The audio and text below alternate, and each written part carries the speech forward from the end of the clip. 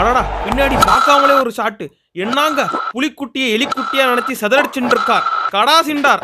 அடடா தலைவா இரு இரு இரு என்னாச்சு பந்தல காணா போயிட்டு இருக்கு ஏன் அப்படி அடிச்சிட்டு இருக்க தம்பி 10 வருஷமா இந்தியன் டீம்ல இருக்கு தம்பி. சரி வெயிட் பண்ணுவோம். ரோஹித் ரிட்டையர் ஆயிட்டாரு, அடுத்து என்னையதான் கூப்பிடுவாக்கி நினைச்சா இப்ப ஸ்கைய கேப்டன் ஆக்கிட்டாருங்க. இன்னைக்கு அதான் மொத்த வெறி இவங்கள்ட்ட காமிச்சிட்டு இருக்கேன். விடுங்க தலைவா, ஆல்ரெடி மும்பை கேப்டன் வந்தீங்களா, மும்பை கேப்டன் தம்பி.